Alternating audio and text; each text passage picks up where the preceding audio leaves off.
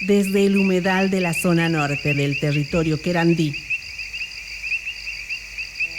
Transmitimos directamente a tu teléfono. Bájate la app de Radio Carpincho y escúchanos en todo el mundo. Radio Carpincho Comunitaria, marcando territorio.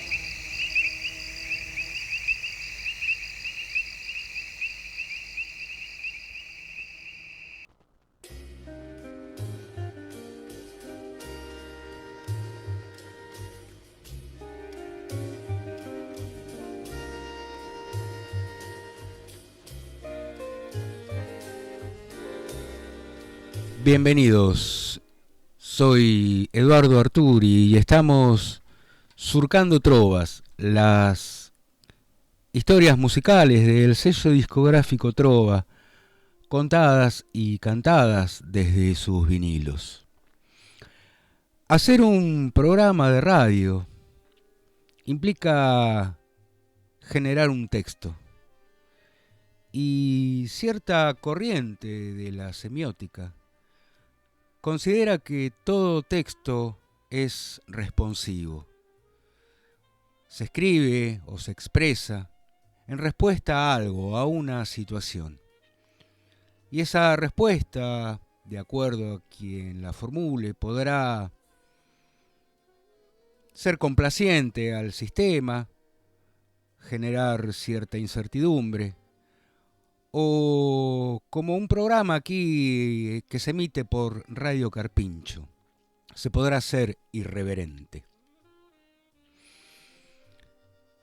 Hoy vamos a transitar los surcos de un músico que bien se puede tomar como irreverente, desde su propia vida personal y como músico, hasta por su instrumento elegido para expresarse.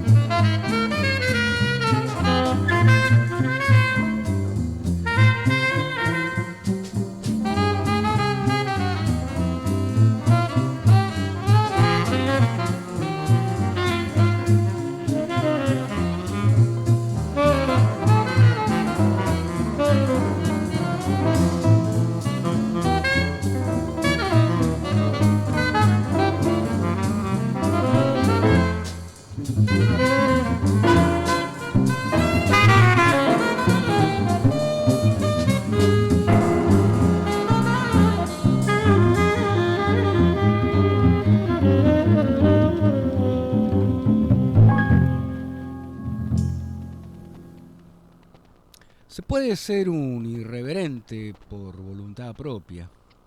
O a veces también esta cuestión de ser irreverente es casi como cierta muletilla, parecida a, bueno, ser mala onda. El músico que hoy surcamos da muestras, o dio muestras a lo largo de sus 57 años de vida, de ser un irreverente. Y no sabemos si conoció la obra del Pampa Larralde, pero bien podría aplicársele esto de que lo que digo con la boca me lo aguanto con el lomo. Y encima eligió un instrumento también irreverente, como el contrabajo. Hoy surcamos un vinilo editado por Trova en el año 1969, del músico, pianista y contrabajista Charlie Mingus. Nacido en una base militar en Nogales, Arizona, en abril de 1922. Su madre muere apenas él tiene 6 meses de vida. De una familia por parte de los abuelos paternos, que mezclaba orígenes suecos, afroamericanos, y por parte de la madre, de chinos y británicos. Fallecida su madre, es criado por una madrastra de origen de la India, digamos, o de pueblos originarios de América, que solo permitía la escucha de música religiosa, hasta que Mingus oyó por la radio a la orquesta de Duke Ellington. Comienza de muy joven a estudiar el trombón y recordará que empezó desde el nivel casi cero, pero en referencia a su maestro, que era un espanto, y se dedica al violonchelo, hasta que un amigo le dice que por más que él pueda ser el mejor violonchelista del mundo, jamás obtendrá un puesto en una orquesta o en una filarmónica por su condición de negro. Charlie Mingus se había criado en Watts, Los Ángeles, en uno de los lugares que en la década de los 60 se desarrolló uno de los disturbios raciales más grandes que da cuenta la historia norteamericana, hasta los sucedidos en la ciudad de Los Ángeles en los años 90. Esta frustración de no poder ser músico de orquesta, años más tarde lo llevó a plantear la siguiente afirmación. Siempre ponen un negro en una sinfónica para poder decir que esta orquesta está integrada. Si ahora alguien me viene a proponer tocar en una sinfónica, le pego una trompada en la boca. El instrumento que él empezaría a estudiar una vez que dejó el cello y por la influencia de sus escuchas radiales de Duke Ellington, será el contrabajo. Tomó estudios con Red Callender y desde los 16 y hasta los 21 años estudió con el célebre contrabajista Reinsen de la Filarmónica de Nueva York. Para ser un buen músico se debe tener formación clásica, dirá Charlie Mingus. El instrumento por él elegido también venía de cierta irreverencia. Utilizado desde los orígenes en el jazz, pero como también comentábamos en nuestro programa del ciclo anterior dedicado al guitarrista Charlie Christian, el contrabajo solo se usaba para dar el soporte armónico en la orquesta y marcar el ritmo, debido a su escaso volumen y a que en esos primeros años no había electrificación que amplificara los instrumentos. Charlie Mingus no solo creará composiciones, sino que también reinventará la forma de tocar el contrabajo. Será uno de los primeros en desarrollar la técnica que hoy se conoce como slapping, que es percutir el encordado del contrabajo. A pesar de que él mismo diría que el contrabajo es esencialmente para tocarlo con arco. En 1940 se une a la orquesta de Lee Young, baterista, el hermano de Lester Young. Y en 1942 pasa a integrar la orquesta del célebre trompetista Louis Armstrong. Recordará años más tarde Mingus. Armstrong era un buen tipo, pero a mí me revolvía el estómago esa actitud suya de hacerse el tío Tom. Hacerse el tío Tom para la comunidad negra es la figura del negro festivo, sonriente, casi adaptado al discurso de los blancos. El mismo Astro me decía que el sur no estaba tan mal, siempre y cuando uno se mantenga en su lugar. Entonces, como mi lugar era California, me volví y lo mandé a la mierda. No podía entender cómo Armstrong iba al sur, mientras en esos lugares, en la década del 40, se linchaban a gente negra y aceptaba tocar en lugares segregados. En 1947 se une al compositor Lionel Hampton y se instala en Nueva York.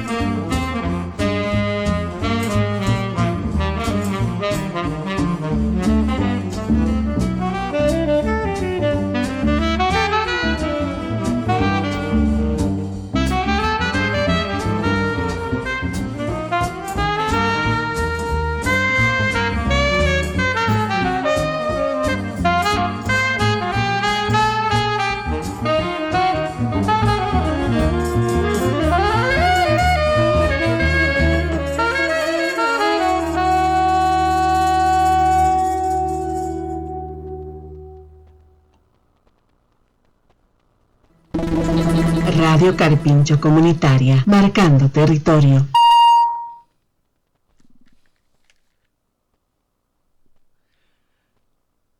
El disco que hoy estamos surcando pertenece a la serie MT del sello Trova, editada en el año 1969. Una serie que comprende 19 vinilos y abarca el género del jazz, desde sus etapas históricas como el hot jazz, músicos de swing, grandes bandas, el bebop, el hard bop y lo que se conoce como tercera corriente. Este disco fue editado primeramente, o la licencia que toma Trova, es de 1969.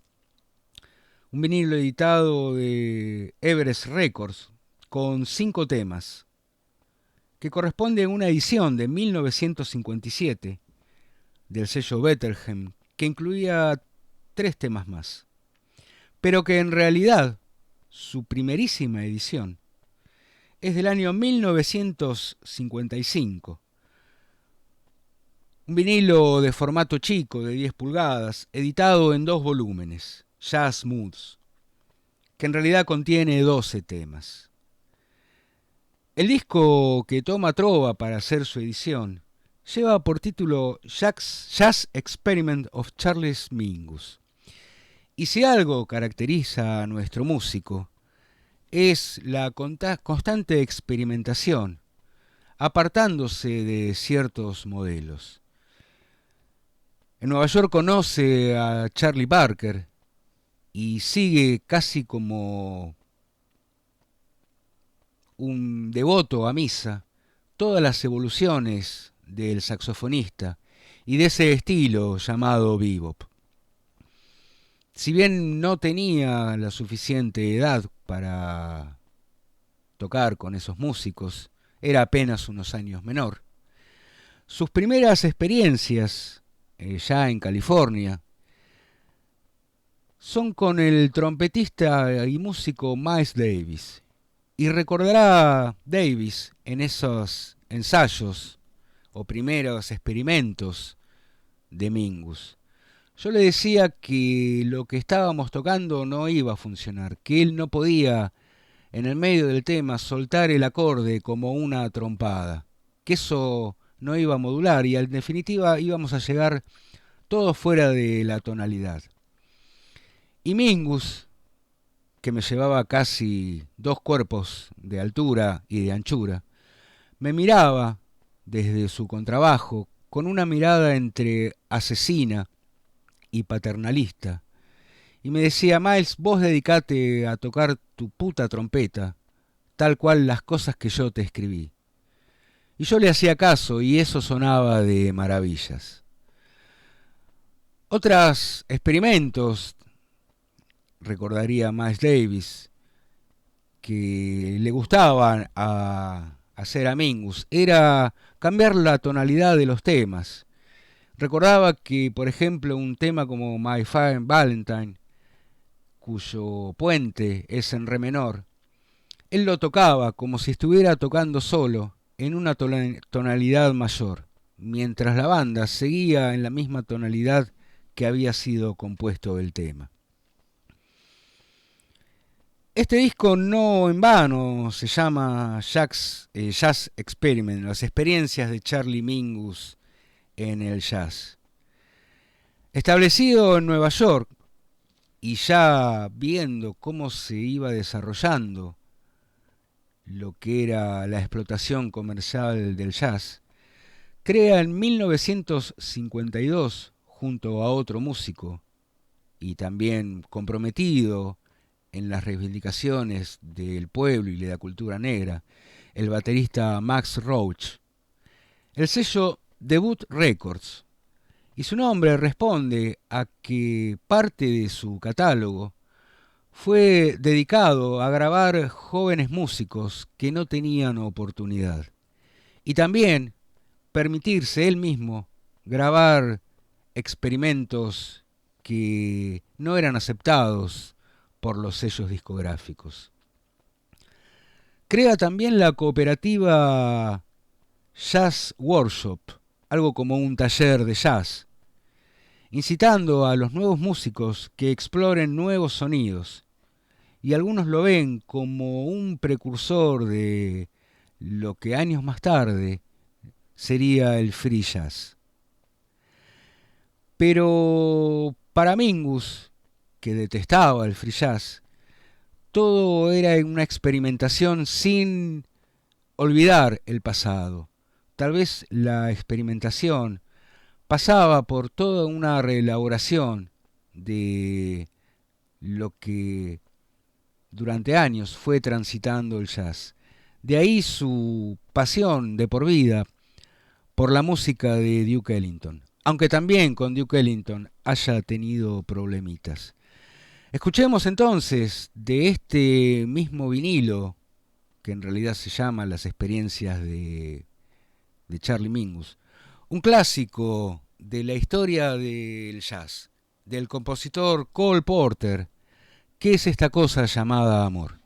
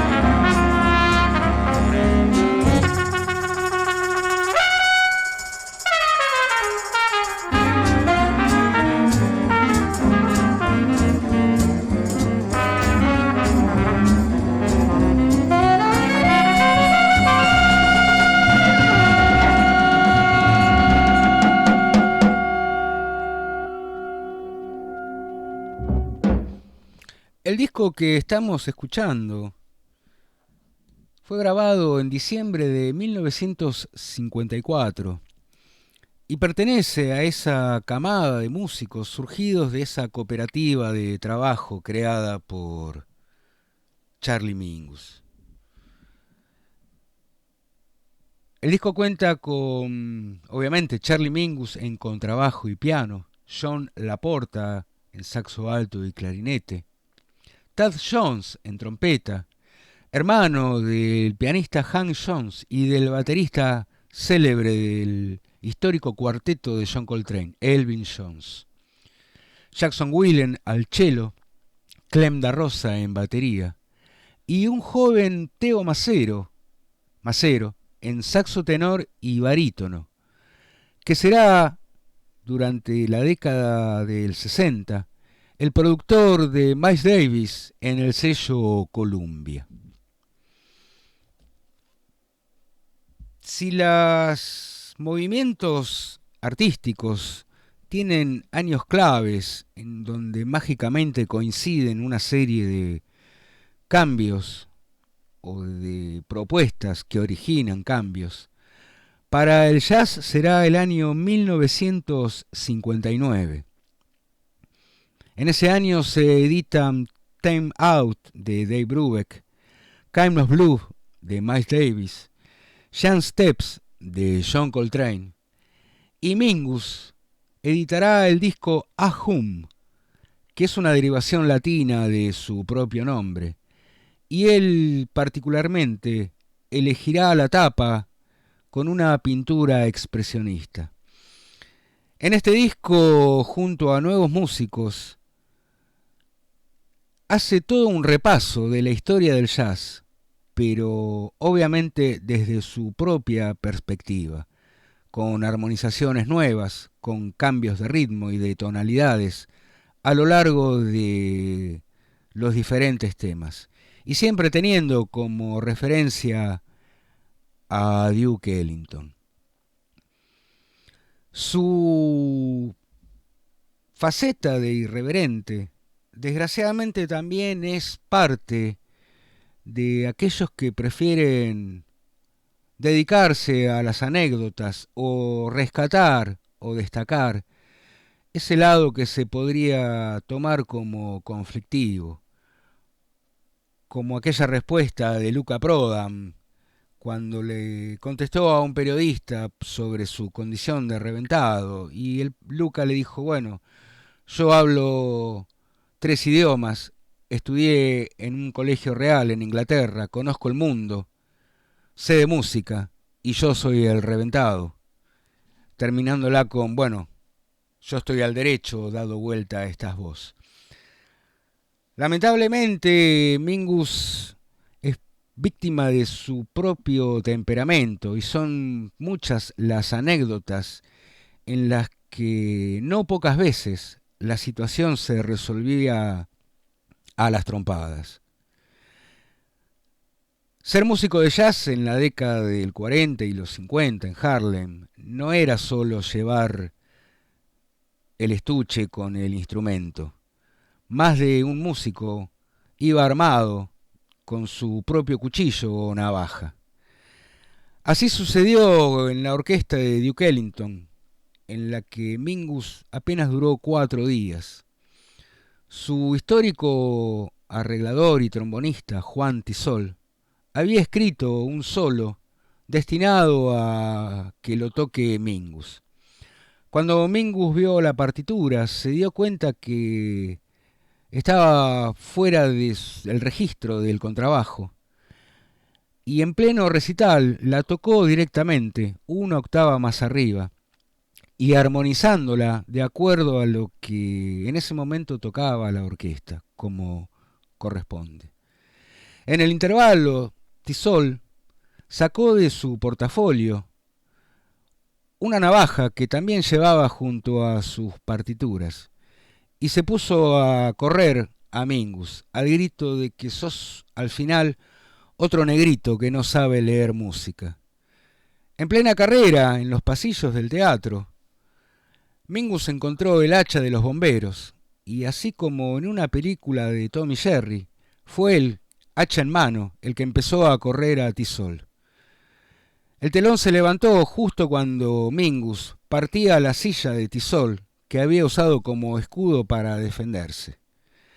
A lo que Ellington dijo, bueno, si sabía que iban a hacer una danza, les hubiera compuesto un ballet. Y el recital continuó con la segunda parte.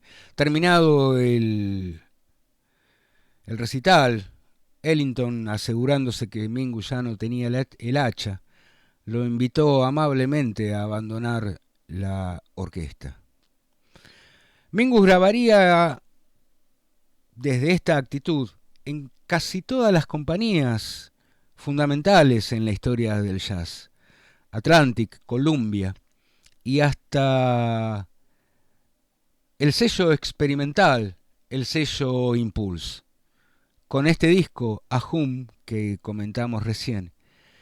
Y un disco muy poco considerado por la crítica del jazz. Un disco de solo piano. Mingus no era solo un contrabajista. Él mismo se calificaba como, o se consideraba como compositor. Y además era un excelente pianista. Visitará Argentina en el año 1977, ya muy enfermo. Tenía los primeros síntomas de una esclerosis deformante, que finalmente 2 años más tarde, en 1979, lo llevarían a la muerte. Para la visita de Mingus, la revista Expreso Imaginario dedicó 3 páginas de su número 12 de junio de 1977, con un extracto de un reportaje que duraría 3 horas. Allí Mingus daría cuenta de su mal humor. Es cierto que venía muy castigado por su enfermedad. Para esa época Mingus ya no componía, tarareaba las canciones y un ayudante anotaba las melodías. Es un reportaje bastante interesante porque va tocando diferentes temas desde su formación, desde los músicos. Él diría que el único saxofonista que vale la pena escuchar era Charlie Parker. El propio Coltrane apenas era un imitador y le salía mal. Su amistad profunda con otro irreverente del jazz, el saxofonista Roland Kirk, ciego de nacimiento, con una rara capacidad de tocar 3 saxos a la vez, pero no como espectáculo circense, sino como un músico casi polifónico. Para esa época Kirk había sufrido una hemiplegia, pero seguía tocando con una sola mano, a lo que irónicamente decía, Kirk con una mano toca muchísimo mejor que los saxofonistas actuales. 1979, su último año de vida, lo llevará a un encuentro casi fortuito con una chica enrolada en la corriente hippie californiana de los años 70. Será Joni Mitchell, casi la última musa de Mingus. Mingus había quedado deslumbrado por 2 discos en la que la Mitchell se había acercado al jazz. Uno era Ijira y el otro era La hija de Don Juan. Más porque en ese disco ella aparecía pintada con carbón, simulando esos viejos cantantes tipo Al Johnson. Comienza su vínculo, estaba interesado por que sea la voz casi de sus últimos temas. Mingus le propone que musicalice y cante poemas de T.S. Eliot, pero a Mitchell no le terminaba de cerrar. Para lo cual, el propio Mingus le envía un cassette tarareado con 6 composiciones. probando diferentes músicos y diferentes integrantes, desde el mismo Gerry Mulligan, Mingus se daba cuenta que estaba sonando como una cantante de los años 60 y le propone que busque una nueva formación. El disco definitivamente se llamará Mingus, que a la Mitchell le costó 3 años de ostracismo. Su compañía grabadora se negaba sistemáticamente a que aquello que según ellos sería estropear su carrera y sepultarla en el olvido. De hecho, filtraba los llamados o los telegramas y las conversaciones de costa a costa entre Mingus y Joni Mitchell.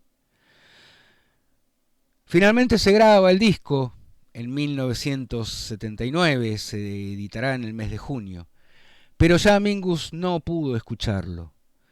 En sus últimos días se traslada a Cuernavaca buscando alguna cura alternativa, pero ya su enfermedad estaba muy desarrollada y moriría en el mes de enero.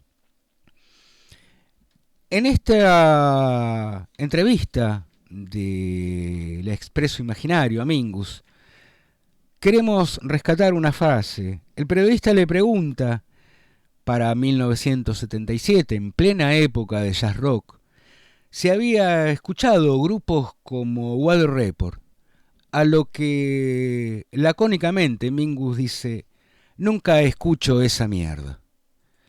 Finalmente, la banda que acompaña a Joni Mitchell será casi la totalidad de Weather Report, con Jaco Pastorius en el bajo, Wayne Shorter en los saxos soprano y tenor, Herbie Hancock al piano, Don Alias en congas y Peter Erskine en la batería. De los 5 miembros, 4 pertenecían a Weather Report. Escuchemos entonces, para finalizar el programa de hoy, un bonus track del disco Mingus de Joni Mitchell, un tema compuesto por el propio Mingus, titulado Goodbye Porky Pie, que significa adiós sombrero de pastel de puerco, dedicado al saxofonista Lester Young. Y Pie-Hat o Porky Pie-Hat es la forma de algunos sombreros que se utilizaban en los años 50. Un sombrero seguramente visto por millones de seguidores de Netflix en los últimos años. Es el mítico sombrero que usa el protagonista de la serie Breaking Bad. Escuchemos entonces, como cierre del programa de hoy, agradeciendo a Radio Carpincho el espacio, al Centro Cultural Vamos las Bandas, a Sergio Albino por la operación técnica y su irreverencia. Y nos vamos escuchando este tema de bonus track grabado por Joni Mitchell, 3/4 o casi más de 3/4 de Weather Report, titulado Adiós sombrero de pastel de cerdo. La Joni Mitchell en ese disco Mingus. Nos estamos escuchando el próximo martes, si así lo disponen, en esto que es Surcando Trovas.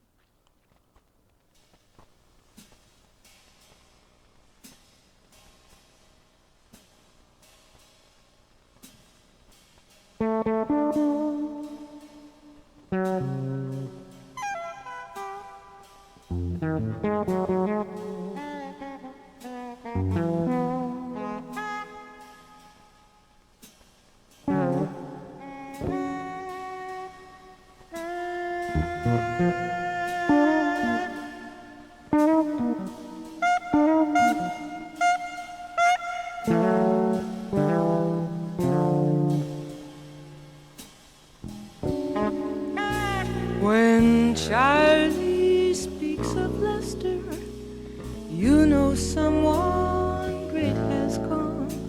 The sweetest swinging music man had a Porky Pig hat on, a bright star in a dark age when the bandstand and 1,000 ways of refusing a black man admission.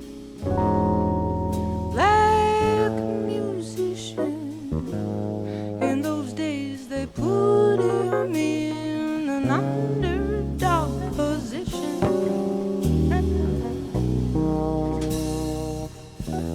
Sellers and chitlins, when Lester took him a wife, arm in arm went black and white, and some saw red, and drove them from their hotel bed. Love is never easy, it's short of the hope we have for happiness, bright and sweet. Love is never easy street. Now we are black and white, embracing out in the lunatic New York night. It's very unlikely we'll be driven out of town or be hung in a tree. That's unlikely tonight. These crowds are happy and loud. Children are up dancing in the streets. In the sticky middle of the night, summer serenade of taxi horns and fun arcades, where right or wrong under neon every feeling goes on. For you and me, the sidewalk is a history book and a circus, dangerous clowns balancing dreadful and wonderful perceptions. They have been handed day by day, generations on down.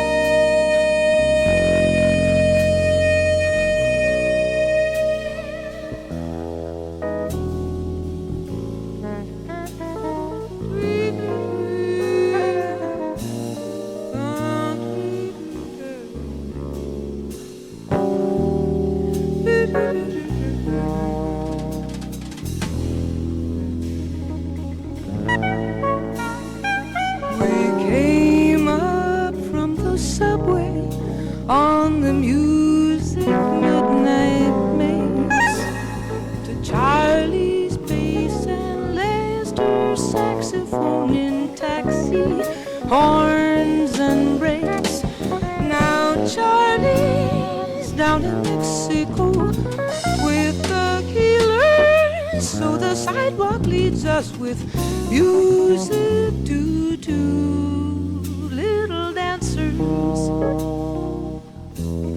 dancing outside a black bar. There's a sign up on the awning, it says pork pie, hat bar.